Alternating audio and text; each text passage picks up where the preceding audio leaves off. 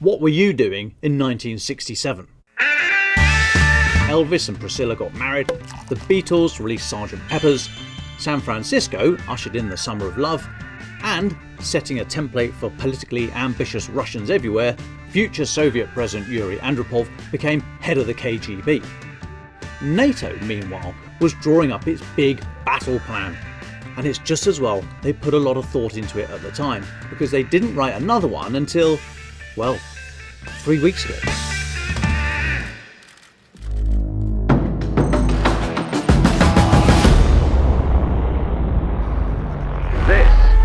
This was not invented by a Russian. The rotten system you call communism. To be fair, throughout the Cold War, NATO didn't need much more of a plan than to work out where East was. OK, there was a minor falling out and a bit of rejigging required when France withdrew from the military command structure in 1966, but generally everything rumbled along quite happily. There was an obvious and common foe, defence budgets were healthy, and Western societies understood the threat with all the privations that entailed. But with the fall of the Soviet Union in 1991, the edges started to fray. Too many countries took too big a bite out of the supposed peace dividend. And with Francis Fukuyama's theory of the end of history, liberal democracy was deemed to have triumphed over every other form of human organisation. So who needed a massive standing defence alliance? Then 9/11. Counterinsurgency became the in vogue defence policy, and the idea that NATO's heavy metal would be needed again seemed very out of date, quaint even.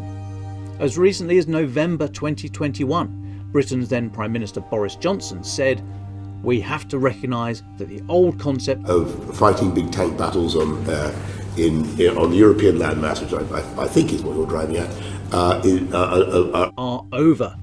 That aged about as well as one of his party invitations. Luckily, cool heads within the military thought differently, and the current Supreme Allied Commander Europe, US General Chris Cavoli, has made it his mission during his tenure to update NATO's plans in the face of a reinvigorated threat from the East. The first plan in nearly 60 years? This I had to see for myself. The military side of NATO is based in Mons in Belgium and is called SHAPE, the Supreme Headquarters Allied Powers Europe. Set up by General and future US President Dwight D. Eisenhower at the end of the Second World War, it's a world away from NATO's swanky glass and aluminium edifice 20 miles up the road in Brussels, where you find the more political bit. I'd never been to SHAPE before, so I'd asked a few mates what to expect. They told me it had a kind of porter cabin in a car park vibe. Having visited, however, I can see how ridiculous that description is. Quite frankly, it's an insult to both porter cabins and car parks. The headquarters is, shall we say, impressively rugged. It seems to take delight in its rough and ready, pencils and staplers already packed in the Bergen chic. Anyway, SHAPE is where all the beefy military plans are drawn up. Their plans are completely ready. The new plan, endorsed last month at the NATO summit in Vilnius, the capital of Lithuania, is based on 3 regional plans. One for the north, covering the Atlantic and the northern Arctic flank, one for the centre, for the Baltic and main landmass of Europe, and one for the south, the Mediterranean and Black Seas. Overlaying these geographic plans are concepts for space, cyber, logistics and special forces. Just as the Supreme Allied Commander is always an American, his, and so far it has only ever been a his, deputy is always a British officer. I interviewed General Sir Tim Radford in SHAPE and asked him why it had taken so long for NATO to get out the marker pens and yellow post-it notes. He said, and I quote, "We've spent the last 20 years doing a different type of warfare. We've now returned firmly to collective defence. I think we were distracted. I think we were attracted to the threat of the time, not realising that the sleeping bear would wake up at some stage. Well, it has woken up. But so has NATO." In the near future, General Cavoli is going to give specific roles or pieces of territory to defend to each nation. This is a return to the old days. As a young and pretty chaotic, if devilishly handsome tank commander in Germany, I was shown the exact piece of turf my tank troop of 3 chieftains were detailed to defend. It meant I could draw up cunning and imaginative schemes to thwart the 1,500 or so tanks in the successor to the Soviet Union's Third Shock Army. I even knew where our alternate fallback position was. When I asked where our third position was going to be, I remember my commanding officer looking at me with a mixture of pity and slight bafflement. The new plan will also set priorities for where each country should invest, what type of kit to buy, and so on. Now this is tricky. It will take great diplomacy and force of personality from both the civilian head of NATO, currently Jens Stoltenberg, who has just been extended in post again, a bet that I said was worth a tenner, and the military chief, if individual sovereign nations are, in effect, and in the politest way possible, going to be told what to do with their defence budgets. But if it works, it will be a total revamp for how NATO is built, how it organises itself, and how it commands and controls operations in the future. NATO's summit in Vilnius also endorsed the idea that the pledge by members of spending 2% of GDP on defence by 2024 will be a minimum requirement rather than a vague aspiration. Before the war in Ukraine, I would sometimes be asked if that was not an arbitrary number. And I would respond, perhaps it's arbitrary, but I know every chief of defense in Europe. Each one of them has a shopping list, and each of those shopping lists is well over 2%. That's good news, especially as currently only 11 allies meet the bill.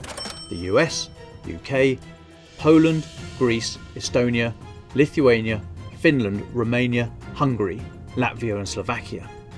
Lagging at the back are Canada, Slovenia, Turkey, Spain, Belgium and Luxembourg, whose defence spending is currently under 1.4% of GDP.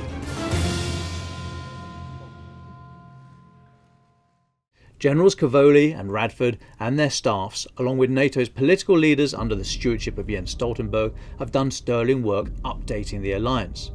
General Radford told me the new plan will see NATO emerge as a proper military strategic headquarters that can, for example, turn up the heat in the Baltics and turn it down in the Balkans to pose strategic dilemmas to Moscow. But has NATO totally shaken off that Cold War mindset? Is it too focused on Russia and geography more broadly? Consider this. With most of Europe in NATO and most of NATO in Europe, does that make NATO responsible for all Europe's security concerns? The population of Africa is set to double by 2050 to 2.5 billion people. Just think of the migratory pressure that's going to place on Europe's and NATO's southern flank. What of Islamic extremism and terrorism, a very real threat to the southeast and of great concern to NATO members like Turkey? And what of China? Even if you ignore the ideas of NATO morphing from a geographic club into a community of values, military action against Taiwan, for example, will draw huge American resources away from Europe, which in turn may make a bruised, vengeful and opportunistic Russia do something stupid again.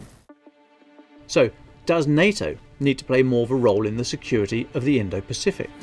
These are all live concerns, and different countries may seek other ways to address them with their defence budget, just as General Cavoli's plan comes in. A plan which kind of tells, or at least forcefully suggests, where the defence budget should go. Not everyone may agree. General Radford told me just gaining consensus for the plan by all 31 NATO nations was challenging, and this is just the start.